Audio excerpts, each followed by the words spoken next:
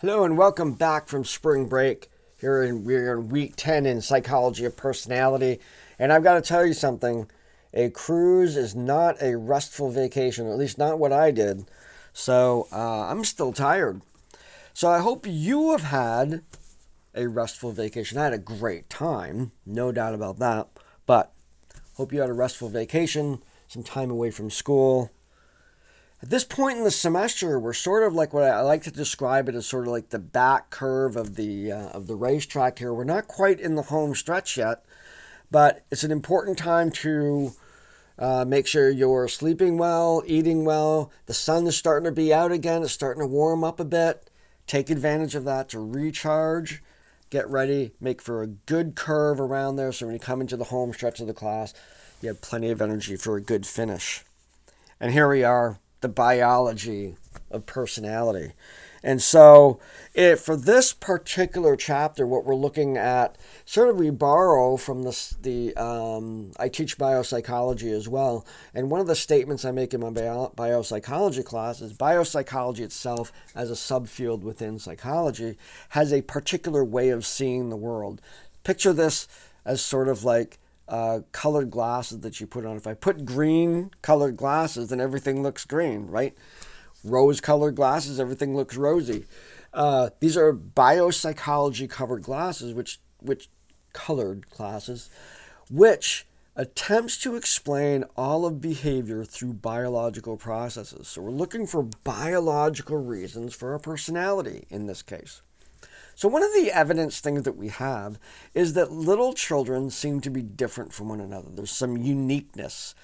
It's very difficult to test personality in an infant because they can't fill out the little circles, they can't check boxes, they can't answer questions, those kind of things. They're nonverbal. So our understanding of infant personality, which would be the best representation of pure biology as an explanation of personality, is a little hard to get to.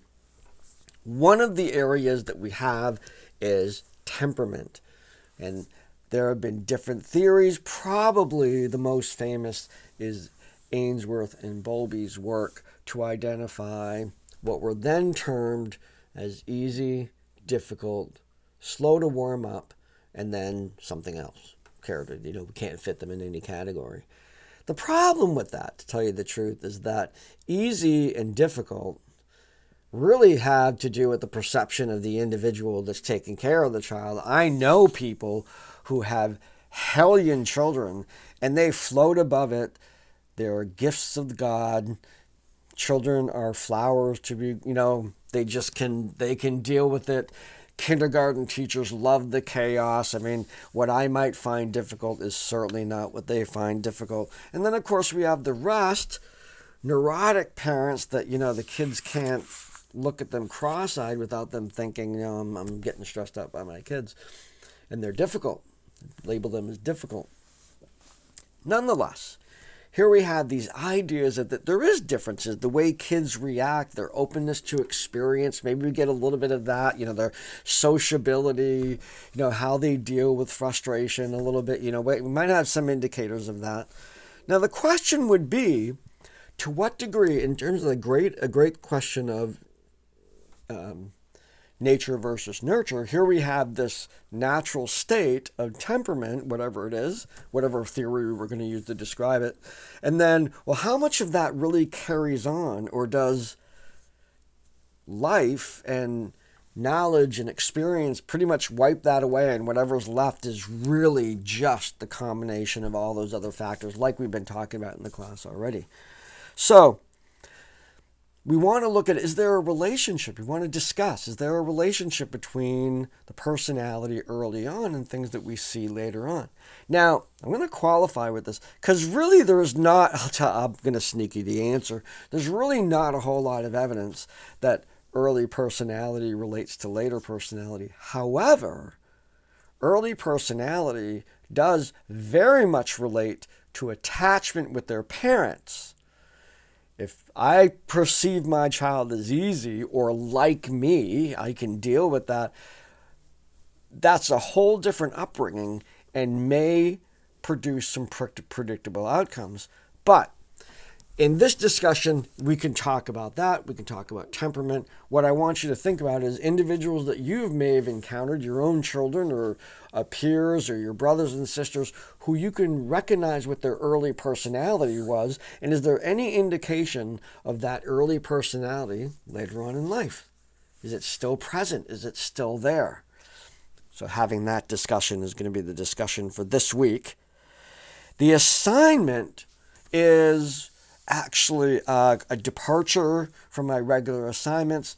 And what I'm going to have you engage in is the physical process of engaging in mindfulness. Now, this is both a cognitive, sometimes an emotional, definitively a physical activity that people can get into of focusing their mind. You can have mindfulness, meditation. There are apps all over the place. I include one in the course book. You can do any one you want. You can go and find a meditation class. Get involved in that. You can download videos on YouTube where a person does, a guided meditation with you. I don't really care what it is that you do. I do have an investment in this. My youngest daughter of 2, is a meditation coach. And she's really into this and does it professionally and talks about that sense of mindfulness, meditative practice over a period of time having an effect on her emotional, mental, and physical well-being. Very, very powerful forces. And this is becoming increasingly popular as a really cheap way to deal with stress. Free videos, free apps. My watch comes with a thing that tells me to breathe every once in a while. And meditatively. Good thing I don't need a watch to tell me to breathe. But it's going to be a very, very powerful thing. So what I'm asking you to do is to engage in a mindfulness meditation practice for 2 weeks. I want to tell you it is not difficult. It is difficult.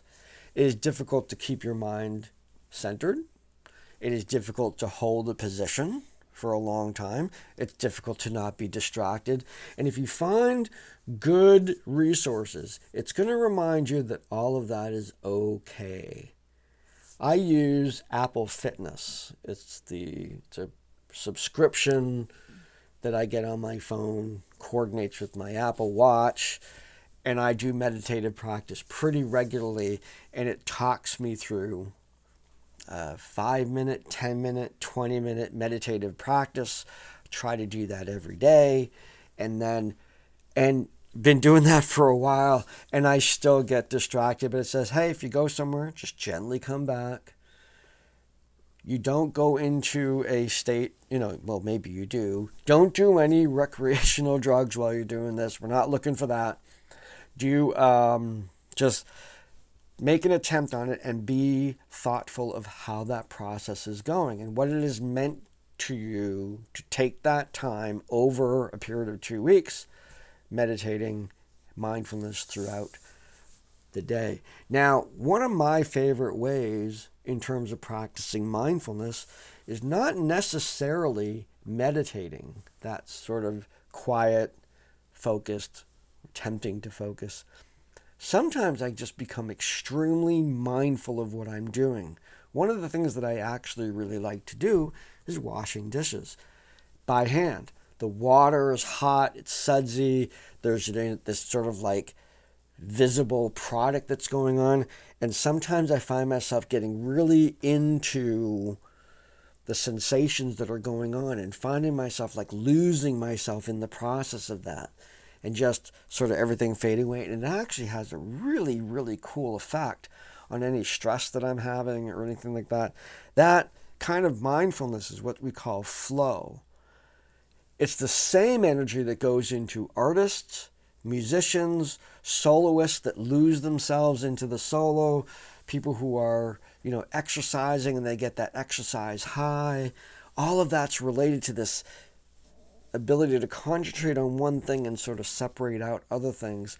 So your practice might be doing dishes every day, but you're doing them in a very mindful way. You're not trying not to think about, you just just doing the dishes, just doing that.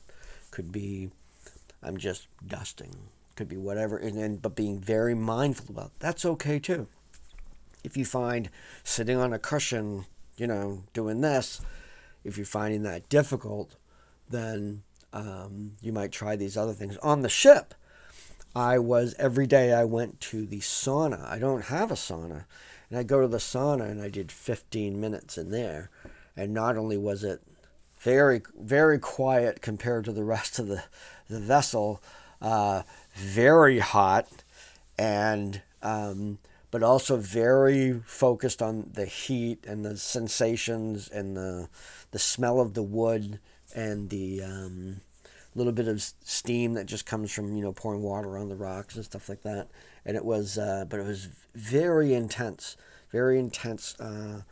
focusing that had a meditative mindfulness effect. And so there's all kinds of ways to do this without necessarily making yourself sit on a single spot and just concentrate on your toe or something like that. So do take it seriously. It is a very valuable thing to get into and to practice. And it's very good. It's been extremely good for my own mental health and my own well-being. And I've certainly been able to recognize the professionalism of my daughter, who has helped people with addiction, help people who are going through breakups, help people who are having mental health problems. All of these, that's kind of her focus. She's helped children.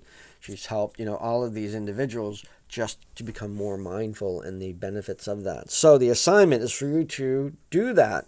So this assignment, the write-up for this assignment is due on April 9th. Got a couple weeks to get that done.